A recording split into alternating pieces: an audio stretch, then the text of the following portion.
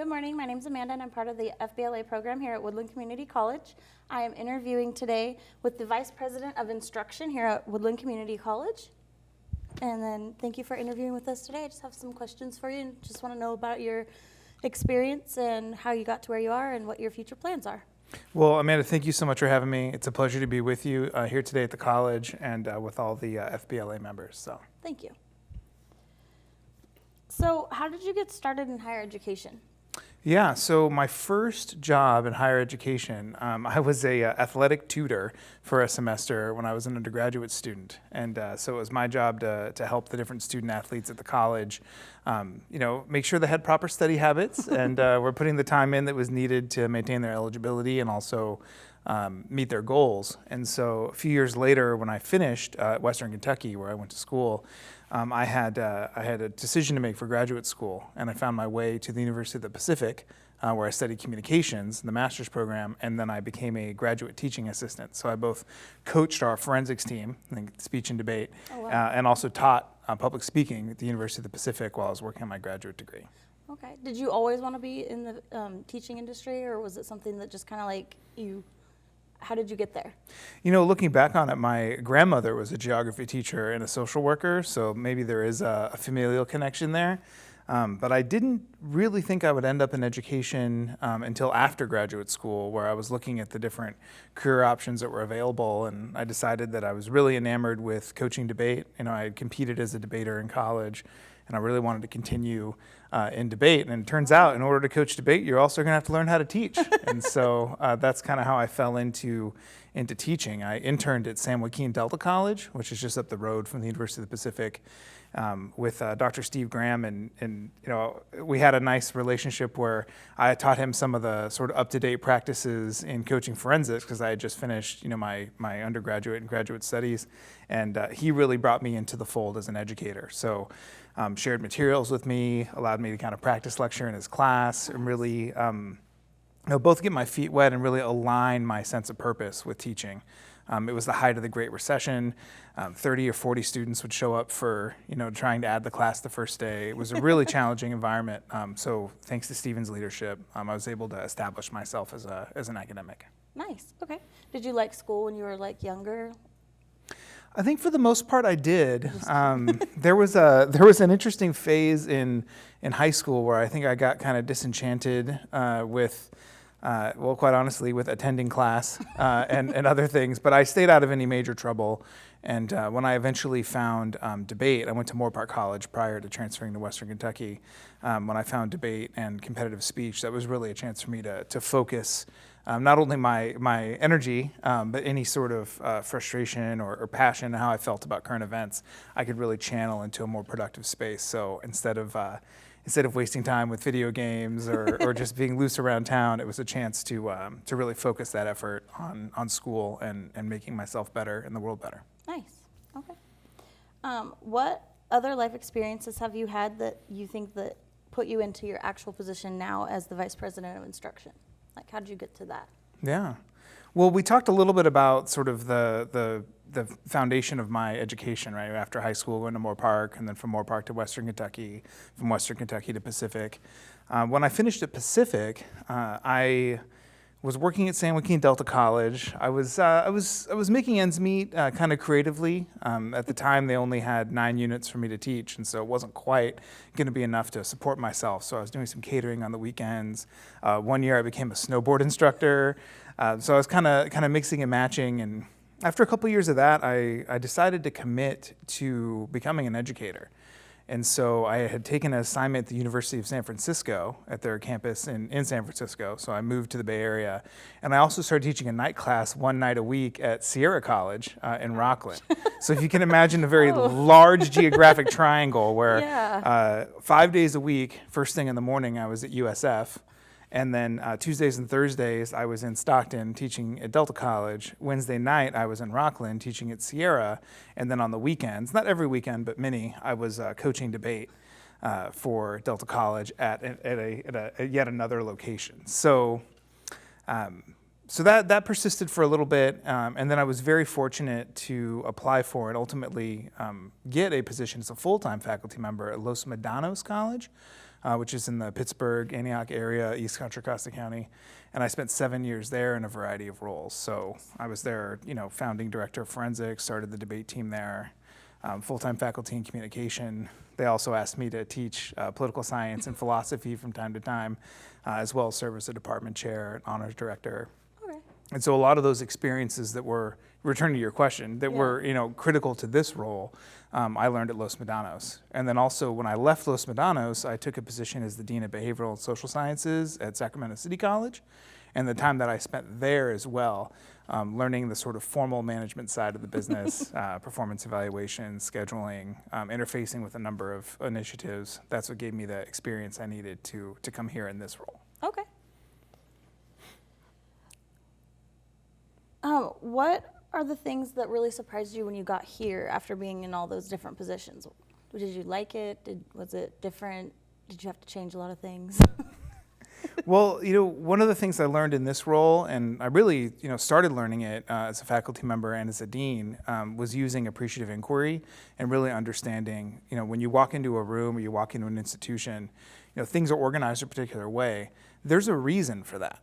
Now, there might be ways to improve it. There might be ways to interrogate or peel back those reasons, but your primary job is to really appreciate why it is that way. What are the merits of it working that way? How did it evolve that way? And use that as an opportunity to connect with the key stakeholders and also to, sort of educate yourself around what the possibilities might be before you come in to make change. A lot of times leaders, not just in higher ed, but in business, politics, they feel like they show up with a mandate, to lead. Like, hey, I need to go in there and I need to start changing things.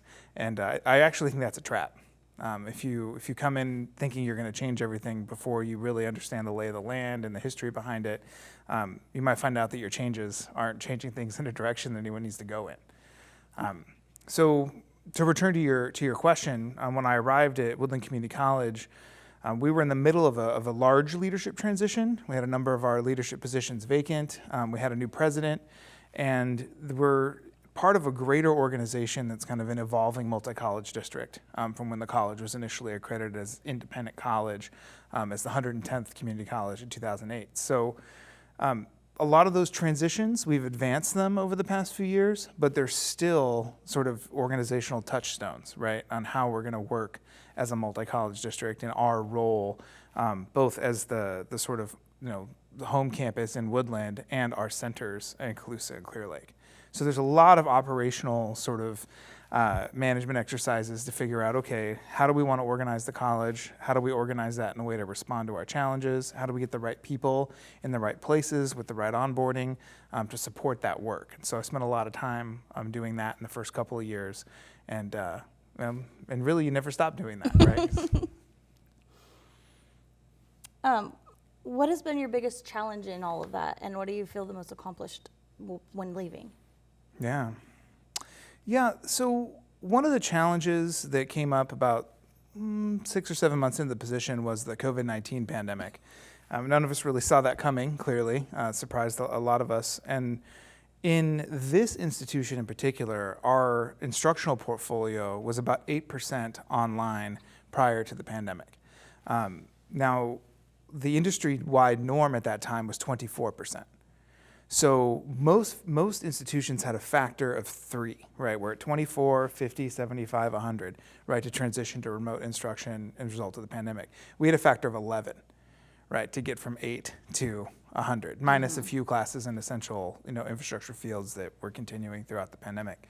So the widespread training that was necessary, the deploying of tools, not just for faculty members, but also for students to stay connected, the acknowledgement of the basic needs that came to light in the pandemic transition for students, whether it was technology, internet access, food. These were challenges that we kind of saw on a 5 to 10 year horizon, and all of a sudden needed to deal with on a 3-week horizon. So what do they say? In order to make miracles, you need a good idea and just not enough time or resources. That's where we were at. So that was certainly one of the biggest challenges. Things that I'm proud of, there are so many, and so I don't want to just brag about all the things that I'm proud of that we've accomplished together while I've been here. But one of the first that come to mind in light of the pandemic was we were able to successfully transition those classes, and we were successfully able to get our college both shut down in our face-to-face operations in a way that got people to safety, to their homes. And then when we began to reopen the college, we had very, very few incidents of COVID-19 transmission on our campus.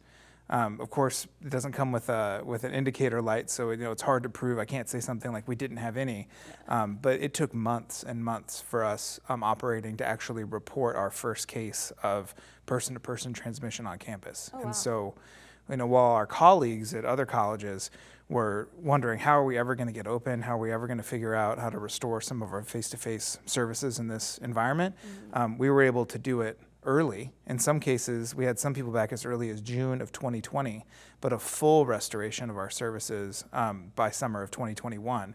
Whereas today, in terms of the date of our interaction here in December of 2022, there are still many community colleges that are not 100% operational face-to-face. Yeah. And so that's a testament, to the bravery of our staff, to our confidence in Dr. Sisson and our other health officials, and then making sure we had the tools necessary for both the closing and reopening of the campus. Okay. There are more. There are tremendous. That's a huge one, though. Tremendous lifts in curriculum and distance education. I could go on and on, but that's just a taste of some of the accomplishments that I'm really happy about with our college.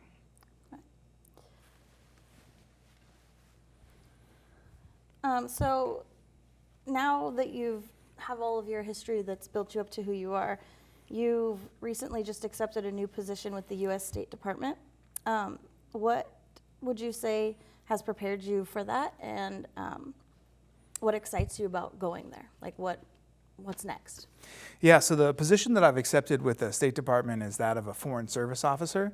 So what, that probably doesn't demystify it too much for you, but what Foreign Service Officers do is they basically are one of the key instruments in conducting foreign policy. So they primarily work in embassies and consulates abroad, although there are officers stationed in D.C. And in terms of what they do is they're actually the ones out there working with local populations, doing consular interviews, advancing American business interests, running some of our programming that we offer through embassies, in the way in which our nation connects with the people and governments around the world. So there's 5 concentrations for officers. I've chosen the economics concentration, so I'll be primarily working in business development, science, technology, environment, health, in those areas. But they have other concentrations. So there are officers that are strictly, they call them cones, but concentrations in consular affairs, so helping out American citizens abroad that get into trouble or doing visa interviews. Management officers that operate our facilities and support our operations. We have public diplomacy officers. Think of those as like the folks doing outreach out of embassies and consulates.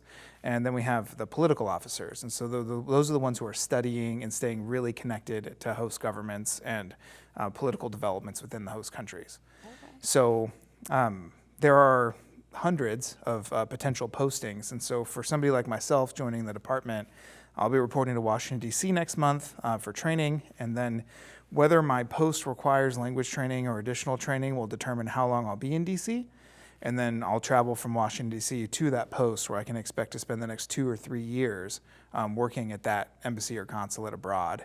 And so foreign service officers typically rotate on a 2 to 4 year cycle depending on the length of the assignment and the needs of training, including assignments at Washington, D.C. from time to time. Was that like a goal of yours for a long time, or was it just like a spontaneous, like, that looks like a cool job, and then you just applied? Well, for your listeners, who are interested in this, the State Department website goes over the different stages of the process. It is definitely not a career you would take on a whim or something that happens in a quick time frame. Just to give you a little bit of a background on the process, and then I'll describe my interest in it, is you start by taking the Foreign Service Officers Test, or FSOT, and you can do that through their partner Pearson, almost anywhere in the United States that they offer computer-based testing. Then you submit what are called the qualification panel, which are these narrative essays that you write and provide references for, and from those 2 data points, they invite people to an oral assessment. So step 3 is this all-day interview. I had the privilege of doing it once in San Francisco, and they offered it locally, but the other times I did it, I had to travel to Washington, D.C. to do it. You had multiple of Oh, yeah. And you know, it's an all-day interview that consists of this tabletop exercise with other candidates, where you're collaboratively trying to do some problem solving, a structured interview with the evaluators who are, you know, long-term serving Foreign Service officers, and then a case management exercise, a written exercise, where they hand you this binder of documents, you know, including a letter from the ambassador or the deputy, and basically you need to solve a case study that presents itself through all of these documents. Okay. If you pass the oral assessment, then you're required to pass a health screening, a security clearance, and then the sort of final suitability review, and then and only then are you added to the list of candidates that can hire. And then they only pull people off the list as they need candidates in your specialization. Okay. So there's more to it. I was just kind of giving you a rough overview of it, there's but no just picking it offline like that one looks yeah, cool. there's no Indeed.com Right. for this kind of work, and yeah, so the selection progress is very, very rigorous, and so, you know, some folks who aspire to be Foreign Service officers never get the call. In my case, I had actually received the call shortly into my work here at the college. I was actually serving as interim president of the college at the time. Our chancellor had departed, and Dr. Pimentel was serving at the district office, and I turned the offer down. Wow. You know, I'd only been in the position less than a year. I didn't feel like that was an appropriate time to have another transition, and we were in the middle of the first stages of the pandemic, and so we remember the operational challenges we just talked about. They actually called again this past summer to ask me to report to DC in September, and that was a difficult decision. My fiance and I decided that wasn't going to be the time that, you know, we wanted to spend 8.5 months living separately. She's a K-12 teacher, and she really, you know, wants to finish out the year at the school that she's working at. So turned out that was actually a blessing in disguise, because one of our deans has recently won a battle with cancer. She's fully recovered, was diagnosed around that time, and so she was starting to put plans together on how to cover her assignments here at the college. And so my departure, had I accepted that offer, would have coincided with her needing to take a medical leave, and so it would have put the college again in a tough position. So when they called in October and said, "Well, how do you feel about January?" You know, the conversation was, if not now, then never. Oh. You know, because, you know, how many years, you know, am I going to invest in wanting to do this or wanting to keep this option open if I keep turning it down? So, Yeah. And I realized that part would have made more sense if I'd answered the first part of your question first, which I'll do now. I think I first became interested in the State Department I read an article in Time magazine in 2012. About a gentleman who's serving as a CIA agent, but it started in the State Department. And the way he was describing his journey to the State Department was feeling a little bit out of place in the academy. And the way he was describing that is sort of a feeling that I was also having at the time, and saying, okay, you know, I'm teaching, I'm on the tenure track, and I've got this graduate degree, but I'm not sure if I feel like this is the right place. And that caused me to start looking into the State Department as an option. And so as I learned more about it, I got more and more excited about it. It's one of the reasons I went to business school and got a MBA in international business, was to get some of these skills and experiences that would be useful in the selection process. Okay. And I would have applied to the State Department in 2015 when I finished my MBA, but I had accepted a teaching position in Barcelona, Spain. The college I was working at had a study abroad program, and they had selected me to take some students to Barcelona in the fall of 2015. So I thought 2016 sounds like a really good year to look into this. And so I got back from Barcelona, I applied to the State Department, did that 7 steps that I described earlier, got on the list, and when Donald Trump was elected president of the United States, you know, him and his administration, Rex Tillerson, put a hiring freeze on Foreign Service officers. Okay. And so for years, there were no new officers hired. And so that took me off the list, because I was on the list at the time, you expire. And then also, I was unsuccessful getting back on the list, because they really weren't putting new people on the list when they knew they weren't going to have hiring needs. So that kind of brings us to today. So your family gets to go with you when you do all of this?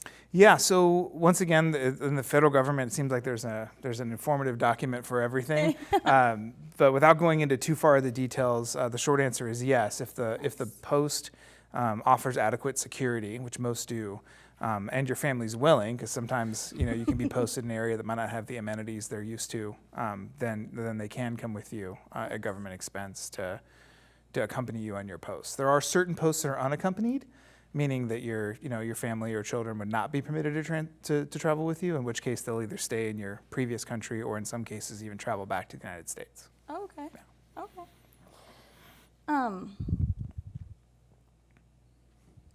So that's all really interesting, actually.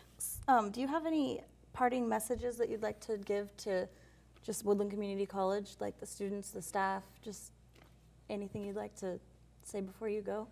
Yeah, well, no, I really appreciate that opportunity. And, I remember when I interviewed for this position in the summer of 2019, getting to know the college, kind of my first impression of it was that it was just brimming with potential. And that's the same impression I have today. I mean, whether it's our facilities that are growing, whether it's the energy and exuberance of our students, whether it's the commitment of our faculty, whether it's the heart of our administrators and staff, we have tremendous assets. I know sometimes we perceive ourselves as a college that's resource poor, or we don't have, maybe we don't have the financial resources we wish we had, but we certainly have a tremendous amount of aptitude and competence to accomplish this work and to serve, all three of our counties really well: Woodland, Colusa, and Lake. I guess in terms of some sort of preserved, enduring message, just reminding people that we're all on the same team.